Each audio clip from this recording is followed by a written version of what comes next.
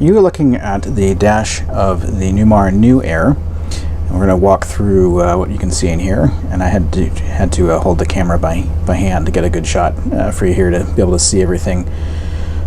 So I apologize for the movement, but it also allows me to do this. I'm going to pan down here for a bit. This controls the screen. So you've got your home button, up and down, return, and OK.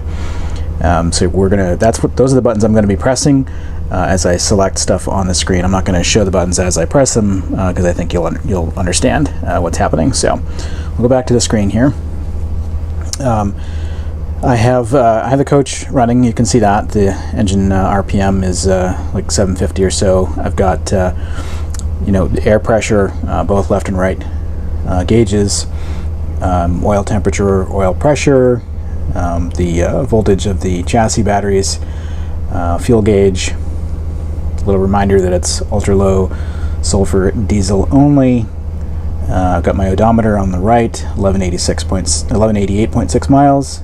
And then just a little note about entering gauge setup. So, of course, we've got the speedometer, the yellow sort of collision icon is always there to remind me that I've got that system, and the red parking brake tell me that's on. So I mentioned the speedometer because that area does change. I'm not going to be able to demonstrate that here since I'm not driving, but that will change when you have cruise control turned on and you've got the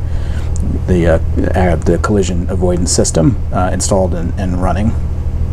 It will change from just a simple digital readout to showing you sort of the car in front of you graphically, as well as how far away you are in terms of number of seconds, and all that sort of thing. And if you get too close and you're not using cruise control, the dash will start beeping at you, and it will get incrementally more annoying as you get closer and closer. So, all right, enough of that. So what I've got down here on the gauge screen, right down here at the bottom, I have it currently showing my gear, the engine load, and I believe that's the level of my DEF.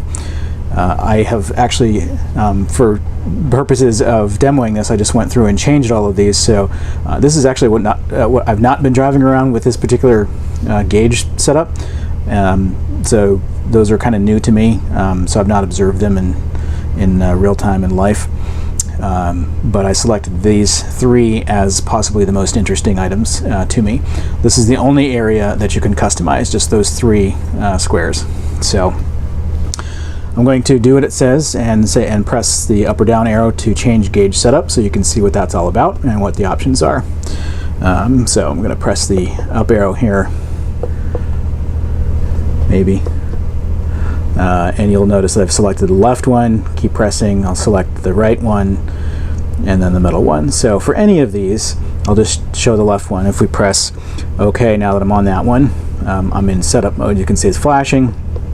Now I can press the arrows to change what I want to show there. So distance to empty, RPMs in digital format, oil pressure, engine hour meter, oil temperature, the barometric pressure,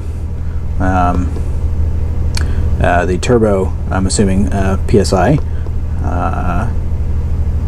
the oil temperature, and the gear. So, and then press OK when you've selected what you want. And that's basically what you do. You have the same set of options for all three, so that's what you can customize. So now I'm going to hit the home button. And this is actually what you get when you first start the coach. That's particularly hard to read, that first one. It just says trip 1, 1188. Trip 2, got your gauges, which is where I just was. So I'll hit OK, go back to gauges, hit home. Okay, we'll go past gauges. We got fuel economy. Right, so you can see my current fuel economy. What's supposed to be dark blue in the video is sort of blank space. If I were moving along, you'd see a brighter blue that would indicate instant economy, and then the red marker there is my average economy. And I believe you could reset that And I'm actually not sure.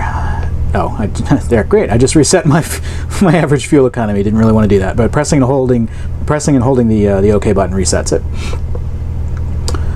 And we're going to hit home. I'll show you the trip meters in a second. We'll go to cruise control, so you can just go switch between adaptive and standard. You get a little bit of a preview of what that looks like instead of the digital speedometer. And we'll go home again. Vehicle configuration.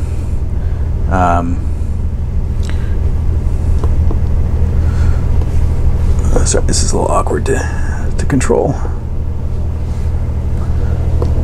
Looks like I cannot move or change anything here, and I'm not going to hit reset to default. So looks like my auto headlights are disabled, new fob pairing's disabled, and that's it. So this is more of like, it appears to be just more of an informational screen. So let's go home. Diagnostics. Faults. That's good. Return. Internal diagnostics. So lots of information there.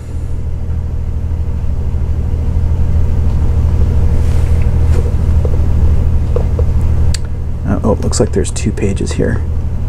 Yep. We'll just let you read that.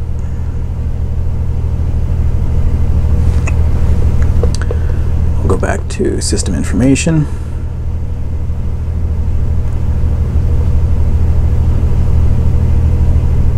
Interesting.